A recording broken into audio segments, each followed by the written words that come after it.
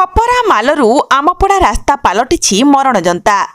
କଳାହାଣ୍ଡି ଜିଲ୍ଲା କୋକସରା ବ୍ଲକ ମୁସାପାଲି ଗ୍ରାମ ପଞ୍ଚାୟତ ଅନ୍ତର୍ଗତ ଖପରା ମାଲଠାରୁ ଆମପଡ଼ା ରାସ୍ତା ପାଲଟିଛି ମରଣଜନ୍ତା। ଏହି ରାସ୍ତାରେ ଗଲେ ପ୍ରଥମେ କେନାଲ ପଡ଼େ, ତାପରେ ସିଧା ରାସ୍ତାରେ ପଡ଼େ ଆମପଡ଼ା। କେନାଲର ଡାହାଣ ରାସ୍ତା ସର୍ଗିଗୁଡ଼ା ତରାପୁରକୁ ସଂଯୋଗ କରୁଥିବା ବେଳେ ବାମପଟ ରାସ୍ତା ପିପଲପଡ଼ା ଖୁଣ୍ଟିଆ ପର୍ଲାକୁ ସଂଯୋଗ କରୁଛି। ଫଳରେ ଏହି ରାସ୍ତା ଦେଇ ଅନେକ ଲୋକଙ୍କ ଗାଡ଼ି ମୋଟର ମଧ୍ୟ ଯିବା ଆସିବା କରୁଛି। ଏହି ରାସ୍ତାରେ ବଡ଼ ବଡ଼ ଖାଲଖମା ଥିବାରୁ ଓ ପାଣି ଜମି କାଦୁଅ ପଚପଚ କରୁଥିବାରୁ ଲୋକମାନେ ଯିବା ଆସିବାରେ ବହୁ ସମସ୍ୟାର ସମ୍ମୁଖୀନ ହେଉଛନ୍ତି। ଛାତ୍ରଛାତ୍ରୀମାନେ ମଧ୍ୟ ଏହି ରାସ୍ତାରେ ସ୍କୁଲକୁ ଯିବା ଆସିବା କରିବାରେ ସମସ୍ୟାର ସମ୍ମୁଖୀନ ହେଉଛନ୍ତି। କୌଣସି ମୁହୂର୍ତ୍ତରେ ଦୁର୍ଘଟଣା ଘଟି ଧନ ଜୀବନ ହାନି ହେବାର ସମ୍ଭାବନା ମଧ୍ୟ ରହିଛି।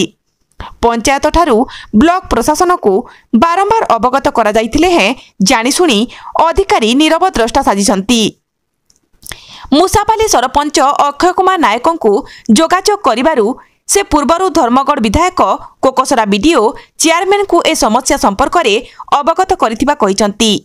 ବର୍ତ୍ତମାନ ବର୍ଷା ଋତୁ ବର୍ଷା ଯୋଗୁଁ ରାସ୍ତାର ଅବସ୍ଥା ଅତି ଶୋଚନୀୟ ହୋଇପଡ଼ିଛି। ଏଣୁ ପ୍ରଶାସନ ଦୃଷ୍ଟି ଦେଇ ତୁରନ୍ତ ଏହି ରାସ୍ତାର ମରାମତି କରିବାକୁ ସର୍ବସାଧାରଣରେ ଦାବି ହେଉଛି। ଅସୁବିଧା ହେଉଛି ଗାଡ଼ି ଘୋଡ଼ା ମୋଟର ସ୍କୁଲିଆ ପିଲାମାନେ ପଡ଼ିଯିବାରୁ ମାନେ ବି ଯେନ୍ ବଜାର ବାଟ ଯାଉଛନ୍ ଏବେ ରାସ୍ତାର ଲାଗତି ଯେନ୍ ବେହେରା ଆଡ଼େ ଯେନ୍ ଡକ୍ଟର ଗୋଟେ ଅଛି ହସ୍ପିଟାଲ ଯିବା ଲାଗତି ବି ଅସୁବିଧା ହେଉଛି। ପଡ଼ି ଯାଉଛନ୍ କିଏ ହିଟି ପଡ଼ୁଛେ। ଜରୁରୀ ଆମକେ ନିହାତି ରାସ୍ତା ଦରକାର। ଯଦି ରାସ୍ତା ଯଦି ନି ହେବା ଆମେ ବ୍ଲକ ପଞ୍ଚାୟତରୁ ସବୁ ଘେର କରମୁ।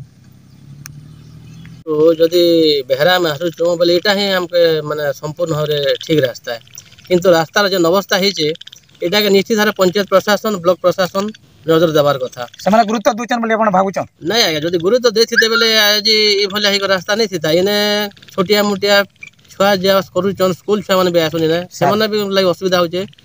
बाइक रे आम आसुचु केते बेले काଣା दुर्घटना घटी जीवा आमे भी नहीं कहि पारू।